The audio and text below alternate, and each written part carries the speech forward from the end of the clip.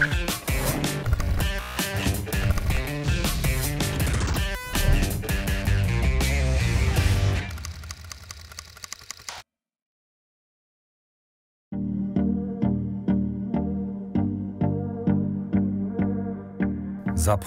წელიწადის ყველაზე სასურველი და სასიამოვნო დრო. პერიოდი, როდესაც მთელი წლის მუშაობისა და სწავლის შემდეგ ნანატრი დასვენება იწყება.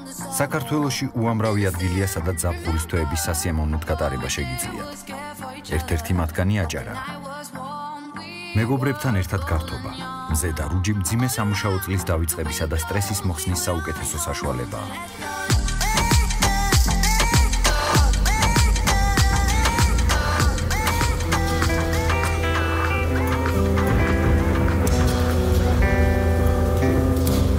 დასვენებისთვის ერთ-ერთი მნიშვნელოვანი ფაქტორი სასიამოვნო ამინდია, განსაკუთრებით ზღვის სანაპიროზე. ხოლო თუ თქვენ აჭარაში ისვენებთ, წვიმიან ამინდთან შეგუება აუცილებლად მოგიწევთ. ზაფხულში ყველაზე მეტი დამსვენებელი და ტურისტი აჭარაში ჩამოდის. მათი მთავარი მიზანი და გასართობი არის ზღვა და გარუჯვა, რა თქმა უნდა. მაგრამ რა უნდა ვქნათ მაშინ, როდესაც არ არის ამინდი. მაგალითად, როგორც დღეს. მე ვეცდები გაჩვენოთ, როგორ უნდა გავერთოთ აჭარაში, მაშინ, როდესაც ვერც ზღვაზე გავდივართ და ვერც რუჯს ვერ ვიღებთ. წავედით.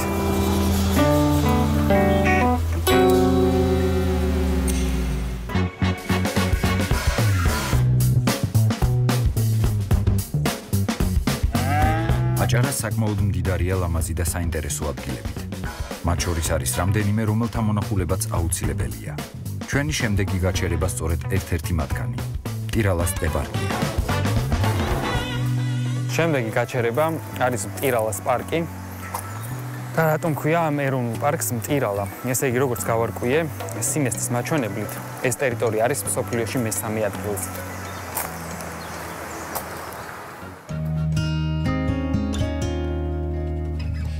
მტირალას ეროვნული პარკი 2007 წელს შეიქმნა. ტერიტორიის უმეტესი ნაწილი უნიკალური კოლხური ტიპის ტყეს წარმოადგენს.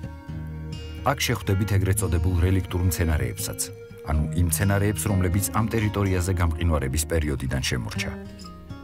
აჭარა უძველესი ენდემური, ანუ მხოლოდ გარკვეული ადგილისთვის დამახასიათებელი სახეობის მცენარეების სიუხვით გამოირჩევა, რაც მის მნიშვნელობას კიდევ უფრო ზრდის.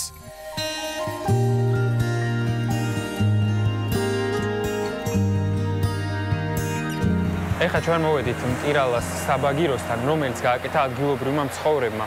ყოველგვარი დახმარების გარეშე თავის ხელით გააკეთა ეს და ეს საბაგირო იძლევა საშუალებას პირდაპირ გადავიდეთ იქით მხარეს და დაახლოებით 1 კილომეტრს ფეხით სასიარულო გზას გვიმოკლებს ეხლა ჩვენ ეს საბაგირო და გადავალთ აქედან.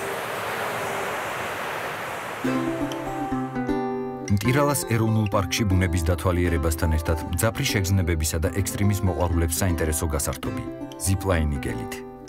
ზიპლაინი ხეებს შორის დახრილ სივრცეზე გაბმული ბაგირია, რომელზეც სპეციალური მოწყობილობის საშუალებით ერთი პუნქტიდან მეორე პუნქტისკენ დაშვებაა შესაძლებელი.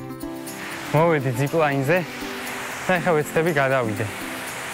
ჩემნარი გამხდრებზე არის ზომა, ყენდება. ბავშვების ასაკა. всё, მზათა ვარ? და აბა სად და როგორ ვეშვებით? და შლემიც შეიძლება თავით დავარტყარ. არაფერი არ არის.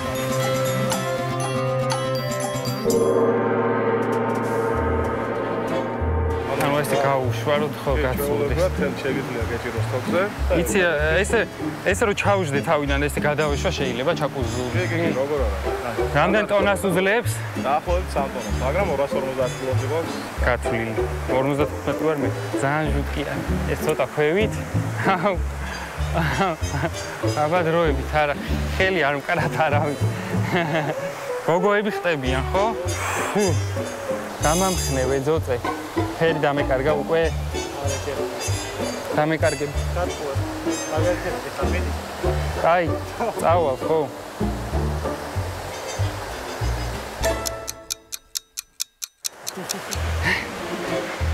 ესეთი შიშარა ტურისტი არ ყოლიათ, ხო ჯერ? არა? აი მე ვარცხვენ. საკუთარ თავს და ყველას. ეხავე, წავა, გავცურდები ნამდვილად, ესე არ დავრჩები. ვახ, ბიჭო. აი ბოლო წამს მეშინია. ყველაზე მეტად. არა. არა.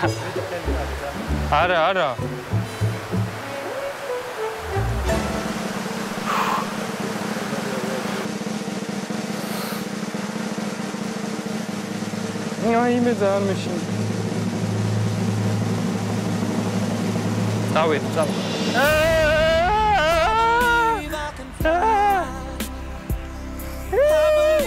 მაგარია. თურმე რა მაგარი ყოფილა.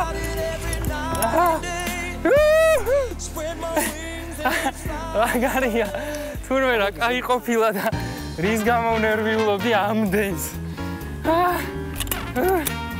ძალიან კაი იყო, ძალიან მეშინო და ძალიან ვინერვიულე, მაგრამ ძალიან სასიამოვნო აღმოჩნდა და ეხლა შემიძლია კიდე და დავეშვა და ყველა ვინერვიული ამდენი შევირწმინე თავი.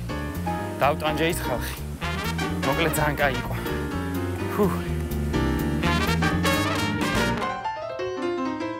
ზიპლაინზე სხვადასხვა სიმაღლისა და სიგრძის რამდენიმე ბაგირია დამაგრებული. მისი საერთო სიგრძე კი 220 მეტრია.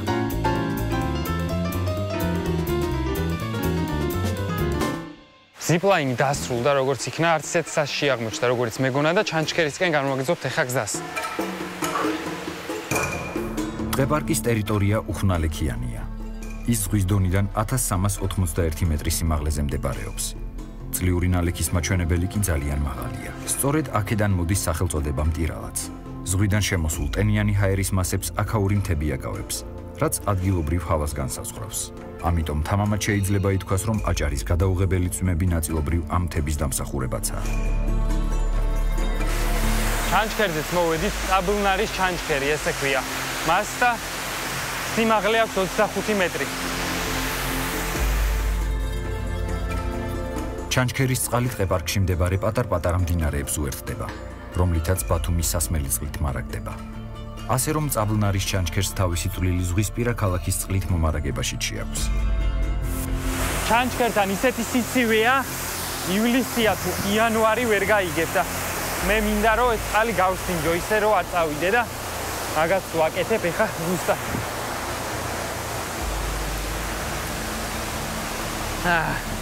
მაგარია. ძალიან ცივი არის და რაღაცა ცოტა ისეთ გემოაქვს, სხვანაირი.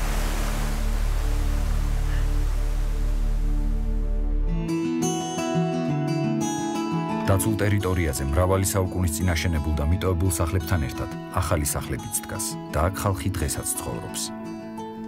მათი საქმიანობის ერთ-ერთი მნიშვნელოვანი ნაწილი მეფუტკრეობაა.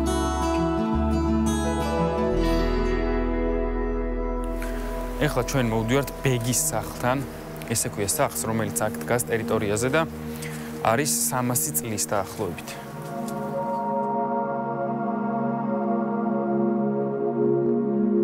სახლი აშენებულია კვერცხის ცილის გამოყენებით, რომელიც ცემენტის მაგივრობას წევს. შიგნიდან ნაგებობა ხითაა მოპირკეთებული, თუმცა ლურსმნები საერთოდ არაა გამოყენებული. ლურსმნის ფუნქციას ეგრეთ წოდებული კორხა ასრულებს. სამომავლოდ სახლის საოჯახო ტიპის სასტუმროთ მოწყობა იგეგმება და იქ ჩასულ ტურისტებს დაცული ტერიტორიის ულამაზეს ბუნებაში დარჩენის საშუალება ექნებათ.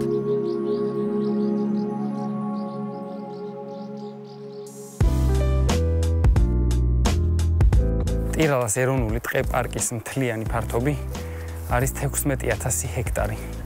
წარმოიდგინეთ რა უზარმაზარი ტერიტორია არის და რა უნიკალური ხეები. ასეთი დიდი ტერიტორიის მთლიანად ნახვა ერთ დღეში წარმოუდგენელია. იმისთვის, რომ ჯიდიპედიას გადამღებმა ჯგუფმა სხვა საინტერესო ადგილების მონახულებაც მოასწროს, მათ გზის გაგრძელება უწევთ. აჭარაში 342 დასახლებული პუნქტია. მოსახლეობის ძირითადი საქმიანობა სუბტროპიკული კულტურების, ჩაისა და ციტრუსის მოყვანაა. მნიშვნელოვანია აგრეთვე ნავთობის მრეწველობა, გემთმშენებლობა და ტურიზმი. ასე რომ აჭარას ქვეყნის ცხოვრებასა და განვითარებაში დღეს სტრატეგიული როლი ენიჭება. თუმცა ასე იყო საუკუნეების წინაც. ამიტომ ულამაზესი ბუნების გარდა აქ ციხესიმაგრეებსაც მრავლად შეხვდებით.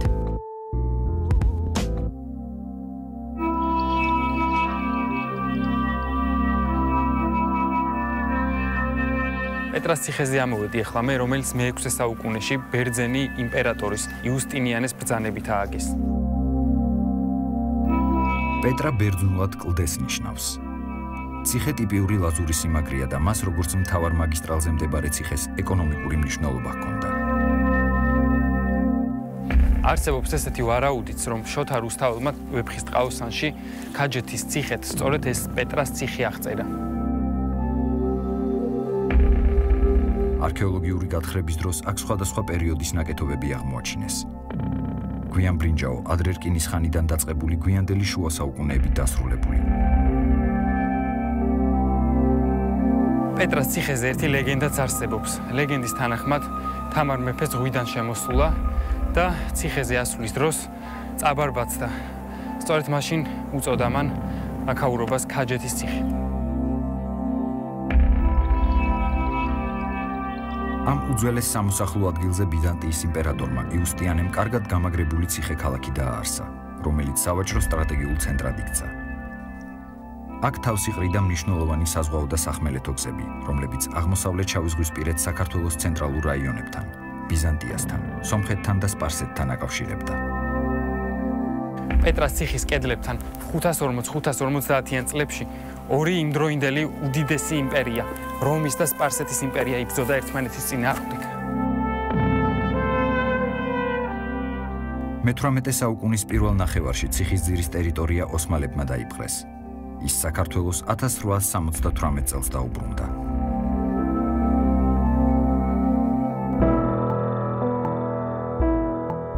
აჭარის დაცული ტერიტორიები და ისტორიული ადგილები ტურისტებისთვის საკმაოდ საინტერესოა. თუმცა მთავარი და ყველაზე მიმზიდველი ადგილი მათთვის მაინც სანაპირო ზოლია. აჭარაში ექსტრემალური სპორტითაც შეიძლება დავკავდეთ, სწორედ ამიტომ მოვედი სანაპიროზე, სადაც ჩემი უკრაინელი მეგობარი დამხვდება და ვეცდები სერფინგით გავცურო ზღვაში. მიუხედავად იმისა, რომ ცუდი ამინდიარი, წესით უნდა გამოგვიგდეს.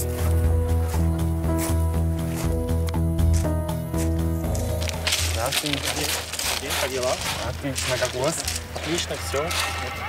Так, я пришел, хочу заниматься экстримом. Я знаю, что ты экстремал. Да, есть такое, есть такое. Ну что ж, сейчас мы с тобой можем попробовать плавать на сапе. Что такое сап? Это вид спорта, и даже доска, которая сейчас набирает популярность по всему миру. Вот. И так скажу, не попробуешь, не узнаешь. Потому, пожалуйста, переодевайся, мы подготовим доску, и во время плавания я тебе расскажу о всех особенностях этого вида спорта. Окей, давай начнем.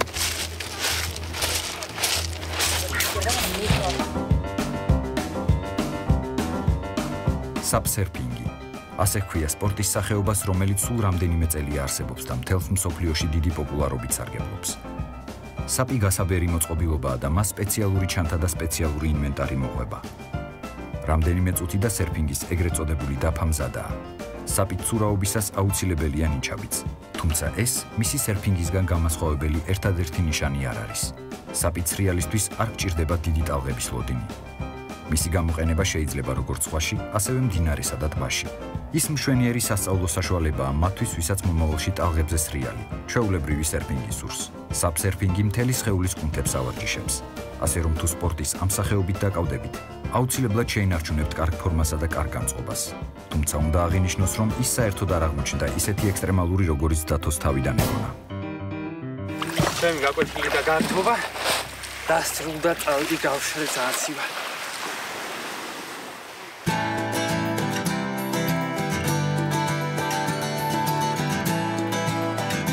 Первый раз в Грузию საქართველოში პირველად 2013 წელს მოვხდი. ჩვენ ვიყავით თბილისში, სვანეთში, ბათუმში. უწრფელად ბათუმი ყველაზე მეტად მომეწონა და ჩვენ მას შემდეგ ზღვაზე, მთაში რეგულარულად დავდივართ. საერთოდ საქართველოს შესანიშნავი ქვეყანაა და ხშირად ვსტუმრობ. მოგწონს სამზარეულო, ხალხი, ბუნება. Люди, нам нравится природа. და რაც შეეხება ბათუმს, ის საქართველოს მარგალიტია. ტურიზმის მხრივ, განსაკუთრებით ექსტრემალური ტურიზმის თვალსაზრისით, ქალაქი ძალიან სწრაფი ტემპით ვითარდება.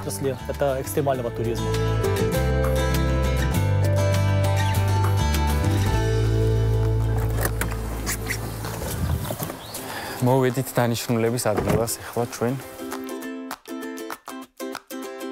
მთიდან ტალახიან და ქვიან დაღმართზე ველოსიპედით დაშვება საკმაოდ სახიფათოა. ამიტომ ჩაფხუტი ის ატრიბუტია, რომელიც პირველ რიგში დაგჭირდებათ. უსაფრთხოდ დაშვებისთვის კარგი ველოსიპედიც აუცილებელია. ისეთ დამწყებ mountain bikers, როგორც დათუა, უნდა ახსოვდეს, რომ დაშვების დროს სიჩქარეების გამოყენება საჭირო არ არის. რაც შეეხება მუხრუჭებს, იმისთვის რომ სირაქლემას პოზიციაში არ აღმოჩნდეთ, წინათვალის მუხრუჭის არსებობას საერთოდ უნდა დაივიწყოთ. დასამუხრუჭებლად მხოლოდ უკანა თვალი უნდა გამოიყენოთ.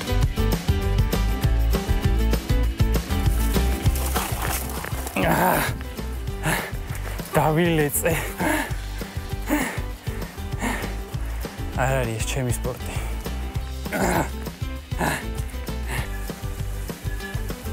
არა და ერთი შეხედვით რა მარტივია. ერთი შეხედვით შესაძლოა მარტივი მოგეჩვენოთ, მაგრამ არ დაიჯეროთ. დამწყები ველომრბოლელისთვის მთიდან ველოსიპედით დაშვება საკმაოდ რთულია.